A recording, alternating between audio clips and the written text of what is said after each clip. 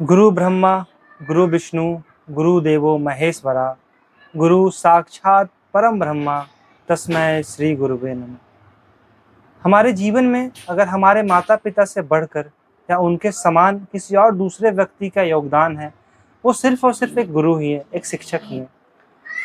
और ये वीडियो मैं उन तमाम शिक्षकों, उन तमाम गुरुजनों को समर्पित करता हूँ जिन्होंने मेरे जीवन का मार्गदर्शन किया, और ख़ास करके मैं 2 व्यक्ति को समर्पित करता हूँ जिन्होंने शिक्षा के क्षेत्र में मुझे हमेशा मार्गदर्शन प्रदान किया और आज तक करते आ रहे हैं। और मैं जहाँ भी हूँ, जिस हालात में हूँ, अच्छे बुरे, मैं उनके ही बदौलत हूँ। उन्होंने जो मुझे हर डगर पे जो समझाया, जो बताया, उसका पालन करके मैं आज यहाँ तक पहुँच पाया हूँ। और ये वीडियो मैं कोई लाइक, शेयर और सब्सक्राइबर बढ़ाने के लिए नहीं बना रहा हूँ, और मैं इसमें ज़्यादा ज्ञान भी नहीं देना चाहता हूँ, क्योंकि सभी को पता है कि एक शिक्षक के जीवन में क्या योगदान है। मैं सीधे-सीधे मुद्दे पर आता हूँ। जब मैं 12th से पास करके डीएवी से निकल रहा था, तो मेरे पास ऑप्शंस थे कि मैं बीटेक में एडमिशन लूँ। मेरे पापा कह रहे थे कि तुम इंजीनियरिंग कर लो, बीटेक में एडमिशन ले लो, बहुत स्कोप है उस टाइम पे। 2014 की बात है। लेकिन हमारे घर की हालात उतनी अच्छी नहीं थी। मेरे पापा का तबीयत खराब था, उनको अस्थमा था, और मम्मी अकेले घर पे थी, पापा थे, और भाई ऑलरेडी इंजीनियरिंग कर रहा था। तो घर पे एक होना चाहिए जो देखभाल कर सके, यहाँ पर रह के पढ़ाई कर सके और उनका भी ख्याल रख सके। मेरे पास ऑप्शंस थे, लेकिन मुझे इंटरेस्ट नहीं था कि मैं इंजीनियरिंग करूँ। कभी-कभी मन में ख्याल आता भी था कि चलो ना, बहुत मज़ा आएगा, 4 साल एन्जॉय करेंगे बाहर में आराम से दोस्तों के साथ खूब।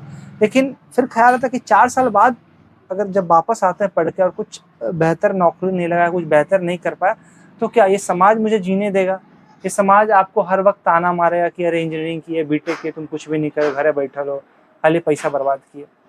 तो एक तो पापा की तबीयत खराब रहती थी, दूसरा हमारी आर्थिक स्थिति भी उतनी अच्छी नहीं थी, और मुझे थोड़ा उतना इंटरेस्ट मिला। तो मैंने सोचा कि नहीं, अब बीसीए कर लेता हूँ, और बीसीए करने के बाद आगे एमसीए करेंगे, और जो भी स्कोप रहेगा उसको देखा जाएगा, और एक घर में रह भी जाऊँगा, घर का ख्याल भी रखा जाएगा। तो फिर मैंने पटना सिटी बीसीए का फॉर्म भरा, वहाँ पे एग्ज़ाम दिया।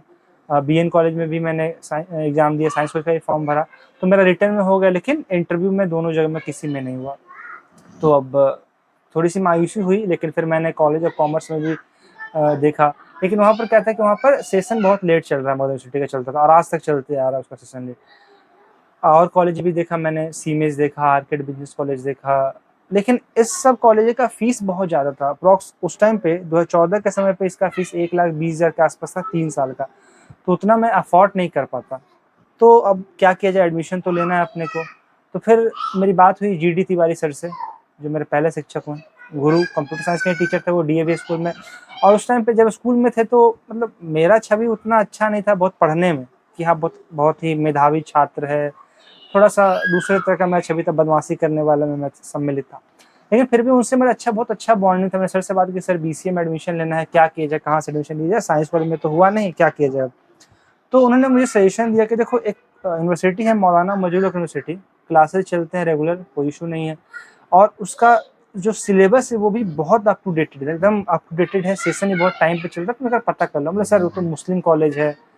थोड़ा-सा मन में था, नया-नया 12th पास हो गया था, होता है। तो बोले कि तुमको पढ़ाई से मतलब है ना जी, क्या दिक्कत है, तुम जाके पता करो ना क्या कैसा सेशन चलता है, क्या उसका कब एडमिशन होगा करके। फिर हम वही कॉलेज में गए पता करने के लिए, और वहाँ पे सही में, और सर ने मुझे बोला कि उस कॉलेज का फीस बहुत ही कम है। मैंने पता किया, सही में 3 साल का फीस मात्र 30,000 रुपए था उस टाइम पे। 10,000 रुपए 1 साल का लगता था हर साल का, और माइनॉरिटीज़ के लिए तो मतलब वो उस टाइम पे वो पैसा वापस भी आता था करके, वो फॉर्म भरते थे उस टाइम पे, और अप्रॉक्स 6,000 के आसपास उनको पैसा वापस मिल जाता था उसको, स्कॉलरशिप का पैसा उनको। लेकिन हम लोग जनरल से थे तो हम लोग को नहीं मिलता, तो मैंने वहीं एडमिशन ले लिया, यहाँ पे पढ़ाई करना शुरू किया। तो सर ने मुझे उस सिचुएशन पे गाइड किया, उन्होंने बताया कि देखो तुम सीमेज में एडमिशन ले सकते हो, कोई दिक्कत नहीं है, लेकिन पढ़ाई तुमको खुद से ही करना है। सब जगह का पढ़ाई वैसा ही है, खुद से पढ़ना पड़ेगा तुमको। और सीमेज में तुम कुछ सीखो ना सीखो, टाई बनाना ज़रूर सीख जाओ, टाई लगाना ज़रूर सीख जाओ, क्योंकि वहाँ पे फोकासी है। 1.5 लाख रुपए तुमसे ले रहा है फीस करके, पूरा अच्छा चक-चक मिलेगा, बाइक से सबको आएगा, तो माहौल पूरा मिलेगा। लेकिन बाद में फिर तुमको दोनों जगह का स्थिति वही सिचुएशन है। तो फिर मैंने वही एडमिशन लिया, और सर ने मुझे उस टाइम पे गाइड किया। दूसरे शिक्षक रहते तो कहते कि हाँ, कहीं भी एडमिशन लो, कोई दिक्कत नहीं, सीमेज में लो, आर्केड में लो, कहीं भी लो, कुछ भी कह सकते हैं। लेकिन उन्होंने मुझे कहा कि नहीं इसी में ले लो, कोई दिक्कत नहीं। फिर मैंने वही वहाँ से मैंने बीसीए किया, और बीसीए के दौरान ही तो एक शिक्षक क्या होता है, गुरु क्या होता है, जो आपको मार्गदर्शन देता है, एक छोटा-सा गाइडेंस कि हाँ, तुम यहाँ एडमिशन लो। आज मेरा जीवन बेहतर कर रखा है, आज मैं अच्छे पोज़ीशन पे हूँ, जहाँ भी हूँ अच्छे जगह पे हूँ। तो मैं हमेशा उनका शुक्रगुज़ार होता। अगर मैं उनसे उस वक़्त बात नहीं करता, उनसे मैं डिस्कस नहीं करता ये चीज़, तो मुझको वो सजेशन नहीं मिलता, और अगर वो सजेशन नहीं मिलता, मेबी मैं मगध यूनिवर्सिटी से कर रहा था या कहीं और से बीसीए कर रहा होता, तो मेरा पैसा भी जाता, मेरा समय भी जाता, और मेरे को 1 साल एक्स्ट्रा देना पड़ता, क्योंकि मगध यूनिवर्सिटी का जो सेशन बहुत लेट चलता है। बीसीए करने के दौरान ही फर्स्ट ईयर में हमारे सर आए अभिषेक सर, जिनका मैं दूसरे शिक्षक का नाम ले रहा हूँ मैं, वो हमें सी और मैथ पढ़ाते थे वहाँ पर कॉलेज में। तो बहुत मतलब बहुत ही अच्छे टीचर हैं, इतने अच्छे टीचर कि उनको मतलब नहीं भी तो कम से कम 25 या 30 मतलब सब्जेक्ट का नॉलेज है उनके पास। ऑलरेडी वो एमसीए कर रखे हैं, एमटेक कर रखे हैं, और उनको मतलब कंप्यूटर साइंस का इतना सारा सब्जेक्ट का नॉलेज है। मैथ तो उनको इतना बढ़िया है कि मतलब कुछ बता नहीं सकते। उनसे अच्छा मैथ मतलब शायद ही मैंने मतलब बीसीए और इस लेवल पे कहीं पढ़ा हो, चाहे अच्छा मतलब, क्योंकि वो इतना अच्छा मतलब एक्सप्लेन करते थे कोई भी चीज़, छोटे से छोटी चीज़ कितने बेहतरीन डिटेल तरीके से एक्सप्लेन करते कि समझ में आता था कि हाँ, क्या सर पढ़ा रहे हैं। तो सी पढ़ना स्टार्ट किया मैंने, वहाँ कॉलेज में ही पढ़ाई, वो बहुत अच्छा समझ में आया और इंटरेस्ट आया। उसके बाद क्या था, क्या बीसीए के बाद मेरा रुचि थोड़ा ये गवर्नमेंट एग्जामिनेशन या प्रिपरेशन के साइड में कभी रहा नहीं। तो मुझे एमसीए करो, सर से मैंने बात की, सर एमसीए भी पढ़ाते थे, तो मेरे को वो 1 to 1 पढ़ाते थे उस टाइम पे। मैंने बात की, सर मेरे को एमसीए करना है। और एमसीए में क्या था कि थोड़ा कंप्यूटर साइंस था, थोड़ा लॉजिकल रीजनिंग ये सब था, इंग्लिश था, लेकिन मोस्टली वो मैथमेटिक्स का ही पार्ट था। और मैं सर से फिर पढ़ना स्टार्ट कर दिया, पर्सनली उनके घर पे जाके पढ़ता था डेली। सुबह-सुबह हम लोग 7 बजे के आस-पास, मैं यहाँ से बाइक से उधर हम लोग बोरी रोड के पास जाते थे और हम पढ़ते थे जाके सर के पास। उस दौरान क्या था कि मेरे पापा का तबीयत भी थोड़ा खराब रहता था, खराब रहने लगा करके, और शुरू से ही रहता था, बहुत पहले से ही। तो 6,000 या 7,000 सर का फीस था कि हाँ, 7,000 में तुमको हम ये चीज़ पढ़ा देंगे। और मुश्किल से लगता है 2,000 के आस-पास हम सर को रुपए दिए होंगे, और लेकिन बाकी पैसा उनको हम दे नहीं पाए मतलब करके। तबीयत खराब था पापा का, और हमसे वो माँगे भी नहीं मतलब करके। ऐसा हुआ, मेरे को पूरा उन्होंने सिलेबस पढ़ाया, सब कुछ अच्छे से पढ़ाया, लेकिन जो मेरी सिचुएशन देख के, मेरी स्थिति देख के सर ने मेरे से वो पैसा का ज़िक्र नहीं किया कि हाँ, श्रीनिवास तुम इतना पैसा दे दो, तुम दे दो, क्यों नहीं दे रहे हो? अगर ही कोई दूसरा व्यक्ति रहता, दूसरा शिक्षक, तो हो सकता है वो माँग लेता। क्योंकि पैसा का नीड सबको है, चाहे वो टीचर हो, चाहे कोई व्यक्ति हो, सबको नीड है। उनको भी अपना परिवार चलाना, उनको भी अपना घर चलाना है। लेकिन उन्होंने और उनके व्यक्तित्व में कोई बदलाव भी नहीं आया कि अरे भाई, ये तुमको पैसा नहीं दे रहा, हम कैसे पढ़ाएँगे इसको? नहीं, उन्होंने वो प्रॉपर मेरे को टीचिंग दिया, प्रॉपर पढ़ाया कि हाँ, तुमको कैसे तैयारी करना है, कैसे पढ़ना है, क्या करना है, सब कुछ करके। बिना मतलब मुश्किल से मैं 2,000 रुपए ही दे पाया था उस टाइम पे, लेकिन फिर भी मेरे को सब चीज़ उन्होंने पढ़ाया। और फिर मैंने एमसीए किया, फिर एमसीए का प्रिपरेशन करके फिर मैंने बाहर में ही गलगोटिया कॉलेज में मेरा एडमिशन हो गया, मैंने वहाँ पे एडमिशन करके एमसीए से किया।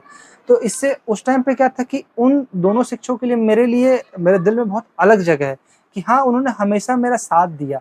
आज भी मैं सर से मिलता हूँ तो पुरानी बातों पे चर्चाएँ करता हूँ, सर आपने उस टाइम पे मेरा सपोर्ट किया, जब मेरे साथ कोई घर का सिचुएशन इतना खराब था। और एक अलग तरह का छवि है उनका मेरे दिल में, और अभी भी मिलता तो उतना ही प्रेम, उतना ही सद्भाव मेरे को मिलता है, उतना ही सम्मान मेरे को मिलता है। और मैं भी अपने तरफ से कभी भी कोई त्रुटि नहीं करता हूँ। अपना प्रयास रहता है कि हाँ, सर को हमेशा मतलब ये एहसास हो कि हम उनके स्टूडेंट रहे हैं। मतलब भले ही आप कितने भी बेहतर पोज़ीशन में चले गए, लेकिन एक टीचर, एक शिक्षक हमेशा आपसे बड़ा रहता है। उनको आप हमेशा सम्मान दीजिए करके। और आज भी उनसे मिलना-जुलना होता है, अभी भी कॉलेज में पढ़ाते हैं, उनसे हमेशा मतलब बातचीत होता है, मिलता-जुलता सर। कभी भी कोई भी सिचुएशन में मैं फँस जाता हूँ कि सर ये चीज़ करना है, कैसे करूँ? चाहे अपने पढ़ाई के बाद कुछ एक्स्ट्रा और पढ़ना है मेरे को, तो हमेशा वो हमें गाइड करते कि हाँ, तुम ऐसे कर लो श्रीनिवास, तुम ऐसे कर लो, अच्छा रहेगा तुम्हारे करियर के लिए, हमेशा वो बताते हैं मेरे को। तो मैं बहुत ही धन्यवाद देना चाहता हूँ जीडी तिवारी सर, अभिषेक सर का, कि जिन्होंने मेरे शिक्षा के क्षेत्र में मेरा बहुत सहयोग किया, और आज मैं जो भी हूँ, इन दोनों के बदौलत ही हूँ। ऐसे तो हमेशा हर मोड़ पे आपको कोई न कुछ सिखाने वाला मिलेगा, लेकिन मैं पर्टिकुलरली शिक्षा के माध्यम में ये बता रहा हूँ।